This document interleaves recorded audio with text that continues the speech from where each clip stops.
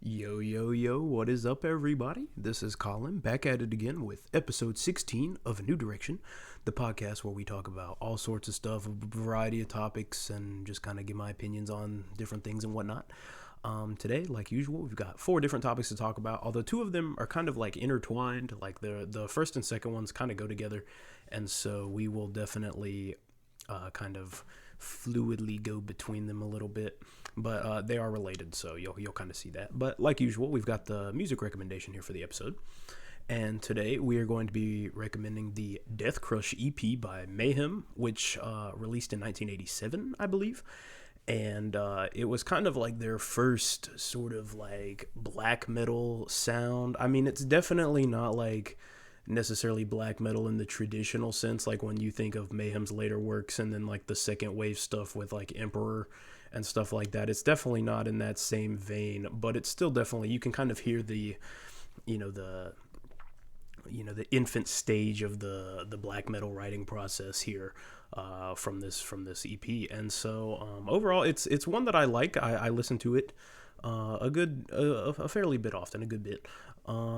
But it's not my favorite. Like it's definitely not like as heavy as their later work, but or at least De Mysteries. But I still really like it. It's a good EP, and overall I give it like an 8 out of 10. I would say. I mean, it's a solid EP. It's fun to listen to. But standout tracks for me would be Death Crush, Necrolust, and then Witching Hour, which is actually a Venom cover. But yeah, it's a really solid EP. You could definitely tell they were still, like I said, trying to kind of get their footing with the sound and everything. And I even remember reading, I think it was like a story or maybe like an interview or something, where when they went into the studio to record the EP, the sound engineer had like literally never heard anything like it before and had never tried to record anything like it before. And so they just kind of like, did their best. The engineer just kind of did whatever to kind of get the sound. And so, yeah, I thought it was kind of funny. Like, it was such a unique sound at the time, and so it kind of was funny that the engineer had no idea how to record it because it was just so out of left field, kind of out of nowhere. But yeah, that was the music recommendation. Death Crush, really good. I would recommend listening to it if you haven't heard it before. But with that being said, we're going to jump into the topics of this video. And like I said, the first two are kind of fluid, kind of interchangeable. So we'll kind of dive between them. But the first thing I want to talk about was I ordered a new guitar. And I know this is like, I already have a guitar and I don't really need another one. But, for all of my musicians out there, I've got the gear acquisition syndrome. I definitely suffer from it very bad. And so I've been looking at these kinds of guitars for a good long while. Let's see, it's the 9th of November today as of recording. And so I remember looking at these guitars back in like March, like similar guitars.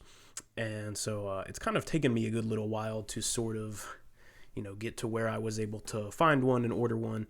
But the guitar I ordered a 1978 Greco EG600 Cherry Sunburst Custom. It's got the block inlays, the diamond on the headstock, the Gibson shaped headstock. Even it's a beautiful guitar. I'll put some pictures up on the screen from the eBay listing. But I purchased it from eBay, and it's located in Japan, so it's going to take some time to get here for sure. And being that I'm shipping it from overseas, I thought it was kind of cool that this guitar has probably spent the past 43 years of its life in Japan, and now I'm bringing it over to the United States to write like black metal and weird stuff on it that's probably never even been played on this instrument before. So it's coming into a whole new country, a whole new place, and like I'm kind of giving it new life in a way. And like I said, I've been looking at these guitars for a pretty long time, since March or April. I kind of found out about them through YouTube and just like different online forums, because previously I had a Gibson Les Paul. It was like the Faded T Studio, like it was like a $700, like it was on clearance. I think it was like $700 or $800, but it was like the bottom tier Les Paul that Gibson offered for the year. It was a 2017 model, I believe. Yeah, I got it for Christmas I kind of like went into debt to buy this guitar. So I ended up buying it and was honestly kind of disappointed with it. It was a pretty guitar. It didn't even have the trapezoid inlays. It had the dots, and it had no binding of any sort, and it was very much a bare bones Les Paul. You had the body, the neck, the frets, and the pickups, and the pickups sounded really good. I believe it had the what is it, the 498R, or they've got like a matching set that came in that guitar, and it was really really good. It really nailed the Gibson like snarly tone that you kind of associate with the Les Paul, but it didn't really look the part, which it was a Gibson. It had the Gibson headstock, it had the Les Paul model thing on the headstock or whatever, but it didn't really look like one other than the body shape. Like, it had no binding, it had no pickup covers, it had the inlays were just standard basic dots. One thing I did like was it had the old school like waffle back tuners, which I thought was really dope. I really liked the way those look. But yeah, it ended up, that was like the one big thing that I think drew me to that guitar, especially, was the tuners. Because I just have always really loved how those waffle backs look, and they were kind of like aged a little bit, like they were kind of like greenish. I don't know. It was pretty cool. But that guitar, ended up being a little disappointed with it because I had some quality control issues. I especially noticed with like the wiring, like the potentiometers were very scratchy. I know that was a kind of easy fix, but being it was an American made guitar, and I still paid a lot of money. It's like $700 or $800. I wasn't really expecting to have to deal with that. The output jack actually fell out of the guitar. Like, it fell into the body cavity. Like, I guess it just became so loose. And I guess you could say that's on me. I should have tightened it, but like, I don't know. I've never ever had a guitar do that. Even my cheapest, like, my first guitar ever was a Jackson. It was like a white JS22. It was like a dinky, just like a super strat shaped guitar. Even that cheap, it was like $150. It never did that. Like, it would come loose, but it would never fall into the body cavity. So I had the scratchy potentiometers. The pickup switch sometimes wouldn't even work. Like, it was like the neck pickup would just not work, or something. Like, it was like, I don't know if it was the switch or if it was the wiring, but I had a lot of issues with this guitar. On top of the intonation always going out, the G string, it had the common Gibson G string, tuning problems. I really had a lot of issues with this guitar, and for the price, I was really kind of disappointed with it. And I ended up going to a local music store here in my town, and they had an Austin Les Paul. It was like a standard. It had binding, it had the trapezoid inlays. It didn't have the Gibson headstock, obviously, but it was a clean looking guitar, and I actually ended up preferring that guitar to my Gibson. So that 200 some odd dollar guitar replaced my American made Gibson, this Chinese copy. And so for a long time I was pretty content with that, but then I wanted something more vibrant, more traditionally, like, I guess, Gibson finished. Like, this guitar had like a painted sunburst, but it like on the Gibsons and higher end quality Les Pauls, the sunburst, you can see the body, it's like a translucent finish, so you can still see the wood under the color. This one was not like that. It was just like a hard painted on, just like on the wood. So I kind of wanted something like that, and it was through that and my desire to find a higher end Les Paul copy that I discovered the Japanese guitars, the vintage Japanese guitars in particular. And so we're finally getting to the point here where I started all those minutes ago. But I ordered a 1978 Greco Les Paul Custom. And so I had looked into these guitars when I first discovered them, and I had done some research, and there's a whole bunch of different brands. So we're just this is the second topic sneaking in here. I was going to talk about the history of these guitars and whatnot. But, there's a whole bunch of different brands that produced these copies in Japan. But, the most notable ones, I would say, you've got Greco, you've got Tokai, you've got Bernie, you've got Orville, and then you've got Edwards. So these are 5 really high quality brands. Now, not all of these are vintage. Greco, Tokai, Bernie, all of those are kind of more vintage instruments. The Edwards, is a little more, and the Orville's as well are also vintage. They went out of production in the 90s, but the Edwards are still pretty modern. If vintage for the Edwards is like 2011 or 2012, but in general, these are all made in Japan, exceptionally well made instruments from what I have gathered through my research, through the playing demos that I've listened to. Overall, I've just I was immediately blown away by the quality, the finishes, the appearance. Just everything about these guitars stood out to me. And when I saw that they made like Les Paul custom models, the Les Paul Custom is like a dream guitar of mine. Like having like a Gibson Les Paul Custom from back in the day would definitely be like a dream guitar, if not the dream guitar of mine, for sure.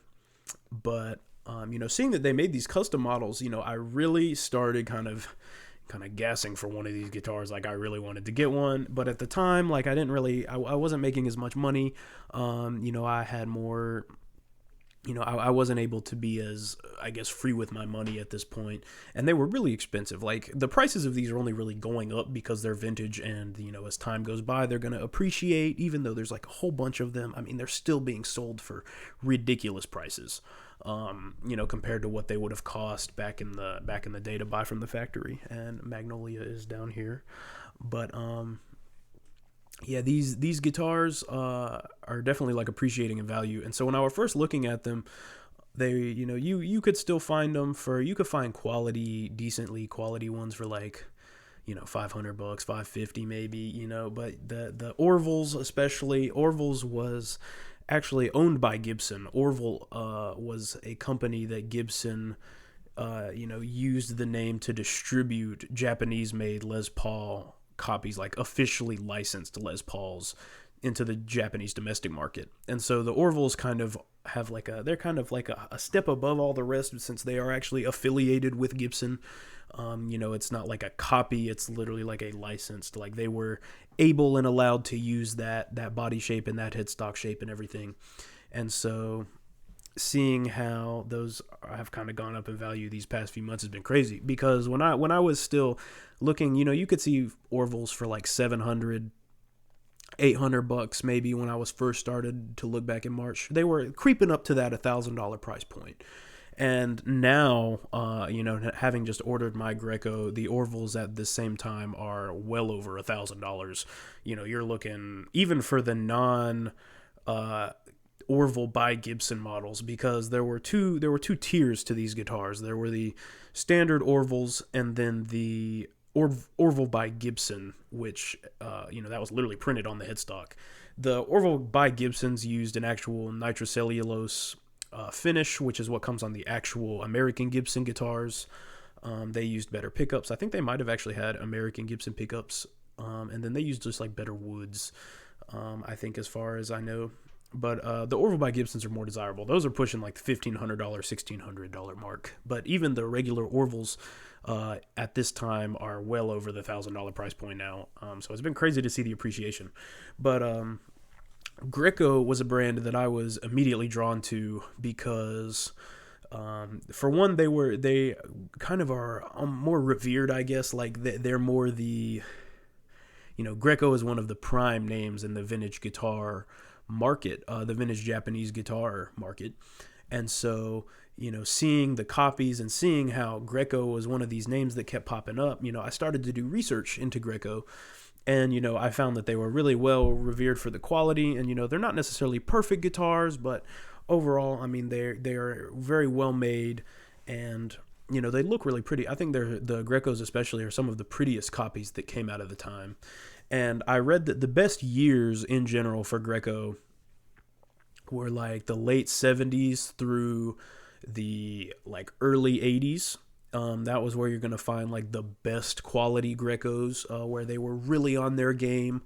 And so I was more attracted to that 70s era because it's, older. It's more vintage.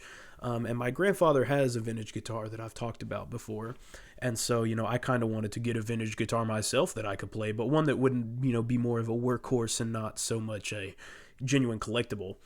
But, the 70s ones I was very much attracted to. And for some reason, the year 1978 just stuck out to me. And, so I knew I wanted a 78. I was either going to get a cherry sunburst, or if I could find one, a tobacco sunburst finish, because the tobacco burst customs are just crazy. I'll probably put a picture up. They're beautiful to look at. But, I ended up, a lot of time went by. I was not really able to kind of make the dream come true at this point yet. I kind of put it on the back burner as I was going through school, and, I was going through different jobs and everything in different situations in my life. The guitar kind of went on the back burner. And so, or at least until recently, I finally started looking back into them again, and it was pretty much going to be my Christmas present. So I wanted to make sure if I was going to buy a guitar, for one, I was sure I was going to get it.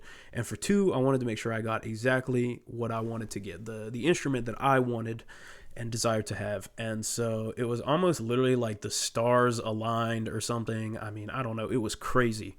But I'm chilling. I'm looking at the guitars on Reverb, eBay. I'm going through the different marketplaces trying to find, the one for me, I guess. And it just so happens that, like, the second day that or the third day, it was one of the, really early on when I was looking for these guitars, it just so happened on eBay, I found, so it was a Les Paul Custom, which was the requirement for me. I wanted to get a custom model. Like I said, it's just a dream guitar. So being able to find a custom model was utmost priority. I wanted cherry sunburst. I wanted it to be from the 70s, and I wanted it to be all original. Like, I wanted to have all the pickups at least original. If the tuners were replaced, that's fine. But the pickups I wanted especially to be original. And so, that I was kind of having some pretty, steep kind of requirements here for this guitar, but it just so happened that, like, so early on in the process, I found it was a 1978. It was a cherry sunburst. It was all original. It had no body chips, really. There's no paint chipped off of anywhere on the guitar, really. There's a finish scuff kind of line on the back, but that's really it, like, as far as the pictures. Now, obviously, being an old guitar, I'm expecting to have scuffs and dings and all that. I mean, that's kind of why I wanted it. But going into the process of, trying to find one of these in such a good condition, this is honestly probably like the prime, like one of the best examples that I could find. And then lastly was the price. I mean, I got this guitar for, I paid about $650-ish. I think it was, the total price for the instrument was $624 after discount. But the total price of the guitar was $650 before, like, the discount that was going on. And then, shipping and tax and everything, there was more money there. But the price of the guitar itself, and it came with a hard case. It's not I don't think it's not the original hard case, but it comes with a hard case. It is like the most perfect deal of all time that comes up. This, well priced, all the specs that I want it to be, and it comes with the hard case. Like, it's like a perfect instrument. And so, I thought about it for a day or two. I talked to some friends. I talked to my mom, and, it was like really early in the morning. It was like midnight or 1 a.m. and I just went and ordered it. So I ordered the guitar. It's like I said, it's a 1978 Greco EG600 Custom model. It's not a 3 pickup model though. It's only got 2 pickups, but, it's got the hard case. I'll put the pictures up. But that was the guitar buying experience that I had, and I can already tell this video is going to run long, but that's okay. But yeah, that was kind of the process of going through buying the guitar and kind of knocking out the different brands and everything. Edwards is one that I'm definitely going to continue to look at in the future. I've got the Greco. I would love to have a Tokai, like like a new high level Tokai guitar to see how they are, because they're made in Japan. They're really well respected even today with the quality. So they're over the $1,000 price point. So that's a little more than I want to spend, especially, having just bought one. But a new Tokai. Bernies, I've heard, are pretty good, but the Grecos, I think, are a little bit more, I guess, revered or respected. I don't know. I don't want to say respected, but, I guess they have a little bit more notoriety going on. And so the Bernie, I'm not really too hurt about not getting it. But, the Tokai is definitely one, like I said. And then the Orville, I would definitely love to try an Orville and own an Orville someday. Oh, there's Magnolia. I don't know what she's doing. She's wild. But, yeah, I don't know. As far as, like, the other Japanese guitars, I don't really think, I think I've kind of got, like, my dream instrument. So I'm not really sure if it'll be anytime soon that I buy anymore. But obviously, I'll keep y'all updated on the channel. I will definitely feature the new guitar once it gets here. It should be here at the end of this month, so the end of November. Fingers crossed, no delays or anything, but that is the current update as far as the guitar buying process is going, and the kind of the history of the Japanese guitars. But that long discussion leads us now into a topic that I was inspired to talk about last night, and that is walking at night. And I know I've talked about walking on the podcast before and kind of how it's a cathartic thing for me, but walking at night, like, it's a whole different vibe. Like, I don't know how many of y'all out there like go walking at night. I live in a neighborhood where I feel pretty safe to go walk at night. I don't know about the the situation that everybody's in, but walking at night in general, late at night, like 2 or 3 a.m. is a whole different vibe. It's low key, kind of spooky, kind of scary sometimes. I find that there are a lot of weird noises and a lot of kind of creepy sort of things that go on. And I don't know if I'm just like psyching myself up, but like I said, like I've talked about, I used to walk a lot, and a lot of my walking was done at night because, I was busy through the day with work or, school or whatever. It was kind of difficult for me to go walking. And so by going at night, I have a lot of experience out there in the night, the witching hour, if you will, of walking. And I've walked late before. Like, I've walked past 3 a.m. at night, and something about it, like the way the trees move and blow in the breeze and everything and all the noises, and it's just kind of unnerving. Like, I don't know, it's kind of hard to describe, but like you hear all the noises and you'll hear the squirrels running and dashing around in the forest, and I've seen deer out there. Like, you'll see deer kind of come across, and you never know what's going on. And then I have some other like specific events that I wanted to refer to. On Halloween, I may have even talked about this. I can't remember, maybe, but we'll go ahead and talk about it. On Halloween, I was walking around the block at night. So it was Halloween night, but it was like 11:30 probably, maybe even it might have been like November 1st, like midnight, but it was Halloween night. And I was walking around the block at night, kind of minding my own business, doing my thing. And when I'm coming down, so my neighborhood is pretty much, I go in a big circle around it pretty much, because I'll start at my house and I'll go all the way around. I go down to the entrance to the neighborhood, and then I walk all the way down to the first cul-de-sac. I come around, cross over, another cul-de-sac, come back, and then I'm pretty much back at my house. It's like a big circle. And so it's a long walk. One lap is about 2.5 miles. And so I usually walk 1 or 2 laps, depending on kind of how I'm feeling, what I'm doing. But I was walking 1 lap this particular night, and I was coming down the final home stretch to the last cul-de-sac, and it wraps around, and then I just walk straight back, and my house is like right there. But, I'm not going to cross over and cut out this cul-de-sac to go back to my house, because, I'm not going to cheat it. I want to get my distance, and typically I try not to cross over. I try not to leave, cross sides of the road, I guess. Like, I always want to stay on one side and go around and follow it all the way around. I don't know. But I'm coming down this last cul-de-sac to my neighborhood, and I'm coming down, and there is a little wooded part at the end of my lot. So I'm coming down the sidewalk. On the other side of the road, up on the hill, is my house. And then at the back edge, kind of as I'm coming down, at the back edge of our property, there is a kind of like a wooded section where there's like a creek that runs under and kind of crosses under the road and goes out on the other side and dumps dumps into the sewer.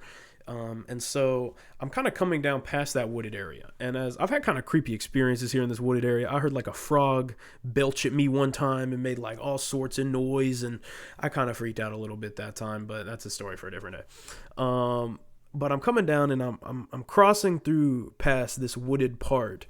And in the distance, like I can't tell exactly where it's coming from. It's not directly ahead of me. It kind of sounds like it's off through this wooded part. I hear the most maniacal sounding human laugh I've ever heard.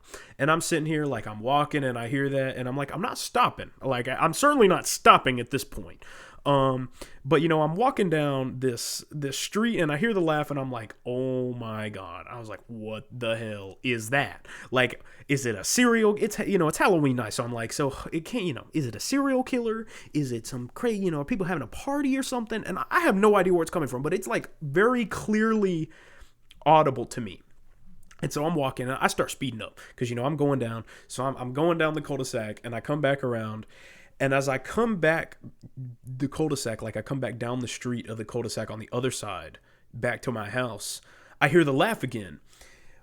And that's when I realize it's just people across. There's like a pond back there, and we'll talk about this pond here in a second. There's a pond at the end of this cul-de-sac that my lot kind of backs up to.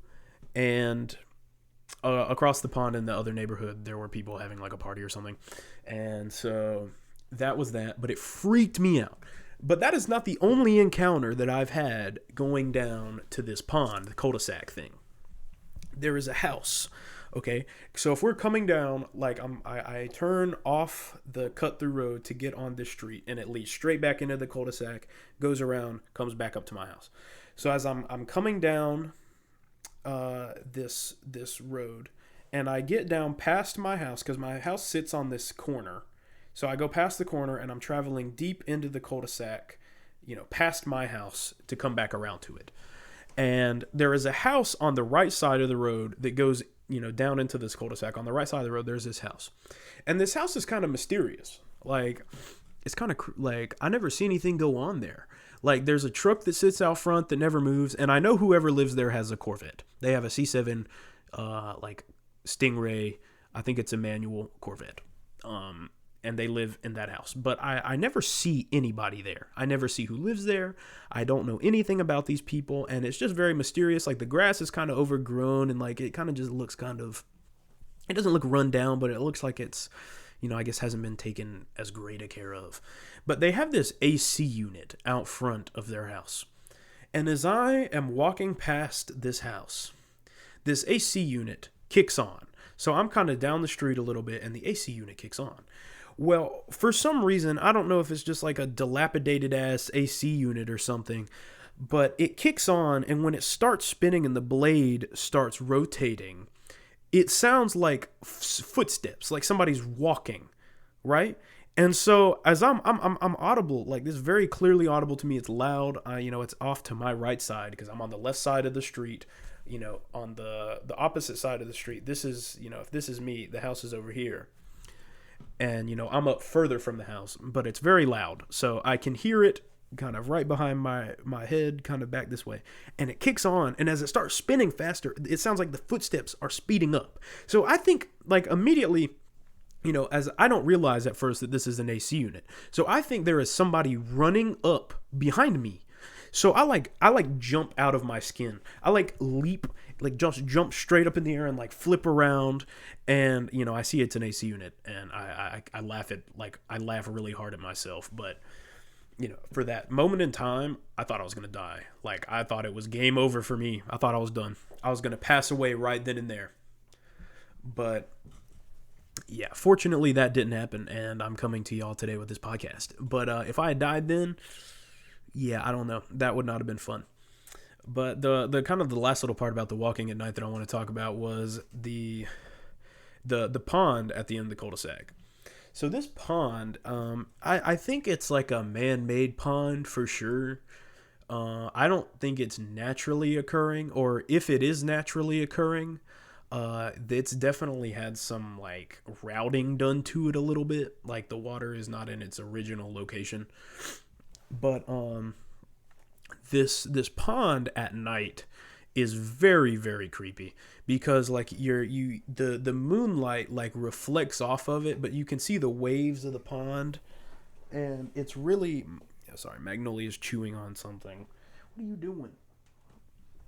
But anyway, the moonlight is like reflecting off of the pond, and like there's waves and ripples in it, but it's so pitch black otherwise because typically like it's really cloudy, so like the moonlight kind of shines through, but like it's still pretty dark. Like so you're walking and it's pitch black, and you just see the ripples of the waves, and there's a ring around the pond that like walks around to the other neighborhood, because like this pond kind of like connects my neighborhood and this neighborhood, because otherwise like we're not connected. There's no roads that intertwine, there's nothing.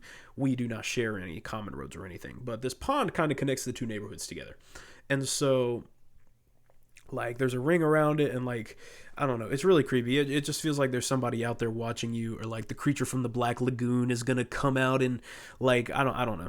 It's very eerie, and the sounds and the way the wind will blow and the trees making all their noise. The pond is a very creepy vibe, and I've heard frogs down there that sound like freaking demon monsters. Like it's not the move. I would not recommend going to the pond at night, unless you're one of those people. Like if you're a swamp monster, by all means go ahead, you can go to the pond, but I'm not a swamp monster. I'm not doing that. You ain't gonna catch me fishing out there at 3 a.m. But with that being said, we're going to transition into the final topic of the video, and this is a personal story. This is something that happened to me. It's definitely been this year. I can't remember how many months ago. It's definitely been probably at least 5 months ago. 6 months, probably maybe even earlier than that. Like probably springtime when this happened to me. And so this kind of ties in with the last episode a little bit. Well, not the last episode, the episode before, where I talked about cutting grass. Because this experience happened to me while I was cutting grass. And I guess I kind of just didn't think to talk about it, but in hindsight, it kind of would have been a pretty cool topic of the video. But here we go. We're doing it today. I'm cutting my grass. And so my grass, there's a pretty good bit to cut. We have like a front yard, and then we have a side yard with like a hill that goes down to the road. And then we have a backyard, and the backyard has a hill in the back that kind of goes down a little bit. Like it's kind of like an embankment sort of. It kind of goes down, and we cut that grass, and it kind of goes up next to the neighbor's lot. But you can follow this embankment all the way down to the pond. Like it goes straight up to the edge of the pond otherwise. But obviously we're not cutting down that far. That's not really our responsibility. But anyway, I'm cutting down, and this part of the story happens at the end of the mowing. So this is the last part I have to do before I am finished cutting the grass. And so, by this point, I really enjoy cutting grass, but like, by the end of it, I'm like, I'm kind of ready to be done, especially when I'm doing the last few kind of circles here in this down in this part. And so, I'm in my backyard. The last part is the embankment I was talking about. That's the last part that we cut. And so you'll cut it down, you'll get it all, you'll do your passes and everything, you'll come back up, and then we'll park the mower in the like under the thing that we've got back there. It's like attached to the building. It's like it just parks in it. And it's kind of like a carport almost, I guess. But anyway, park it in there and then you're done. So I am cutting down this embankment. And it's important to note that this embankment does not have a lot of grass. Like, it has a lot of grass, but there's also plenty of dust. And, like, living in South Carolina, there's a lot of the red clay and, at least the Piedmont region. There's a lot of red clay there. And so, you're kicking up a whole bunch of dust. And so, like, I'm mowing, and I would say it's probably about... It's afternoon, I would say. It's maybe like 4 or 5.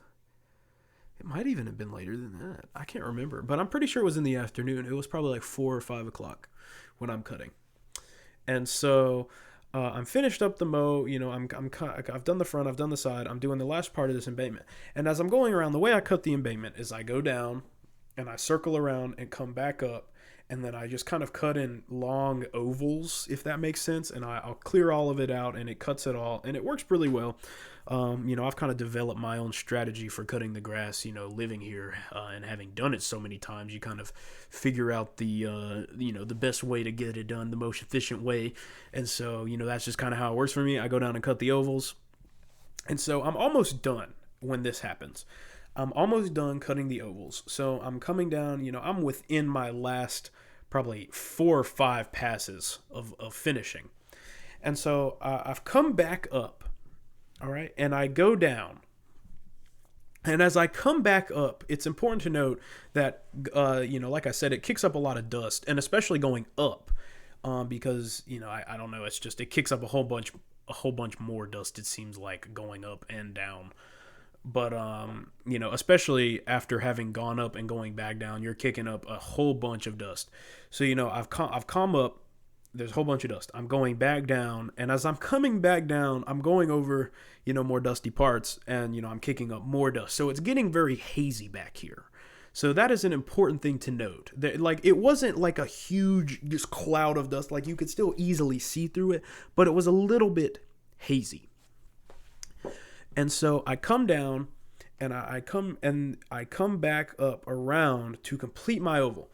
And as I'm coming back around and start going straight up the embankment, I jump immediately. It was like an instinctual jump. And that is because it appeared to me in that moment, I swear to God, I put it on everything. In that moment, I clearly saw what looked like a person walking towards me. I couldn't identify the person. And they had it looked like they had clothes on, they had some jeans, and I think it was like a purple shirt. It looked very distinct to me. It looked like a person was coming towards me, but like I mentioned, it was hazy. And so, I couldn't make out a whole bunch of detail, but it was very clear. I thought this was a person, an unidentified person coming up to me in my backyard as I'm cutting grass. So I jump, but immediately, snap of the finger, vanishes. It's gone. There is no person there. There's no person coming towards me. There is, and like I said, it was hazy. There was a whole bunch of dust, and the light was coming through the canopy of trees down kind of on. So, I was most likely just seeing the rays of light reflecting off of the haze and the dust in the air. But in that moment, I put it on God. It looked like a person was coming up to me. I jumped. It instinctually, I just jumped because it was so, distinct to me, I guess, that was what was happening. And so, I finished up my mowing, and I parked, and, I've never, I went back inside, and that was it. I've never, I've never seen anything like that again. I've never experienced anything like that again while cutting grass. So, I don't know. Leave it in the comments. Did I see a ghost? I don't know. It's hard for me to clarify, I guess, in words, just how alarming it was to me in the moment, because I literally jumped. My heart rate increased. I jumped because I thought this was a genuine person coming up to me, and then it was just gone. So, I don't know. I don't know. I don't think it was a ghost. It could have been. Maybe it was. I don't know. It's really hard to say at this point, but that was definitely the most, I guess, ghostly thing I've ever encountered. And I know I had talked about supernatural things early on in this podcast as well, and I never mentioned that story. So I don't know. I don't know. I had forgotten about it, really, but my mom had reminded me, and it's just thinking back on it now, and it was very alarming to me. So I don't know. Did I see a ghost? It's possible. I don't know. But that was the story of me seeing a ghost while cutting my grass, and like I said, I've never seen anything like that again. So you know, we'll see. I'll definitely be on the lookout for more ghosts in the backyard, though. But yeah, with that being said, that wraps up all the topics for this video, and it ran pretty long here, almost at 40 minutes. So I hope you all kind of enjoyed the more extended episode. I almost like talking more like this. It'll definitely be a little bit longer editing, but it's a lot more content, a lot more detail. So if y'all enjoyed the video like this, let me know. I would love to do more content, talking longer, and having longer discussions with y'all. But leave a like, subscribe, hit the bell icon. All the usual YouTuber stuff that I have to say. It's like checking it off. But yeah, I appreciate all of y'all's support through the podcast here as we approach 20 episodes. It's really crazy how we're progressing along. But yeah, with that being said, I hope this video finds you all in a positive mindset, a good time in your lives, and I appreciate y'all tuning in and leaving likes and just supporting me. But with that being said, stay chill. I've been Colin. This has been episode 16 of A New Direction, and I will see y'all next time.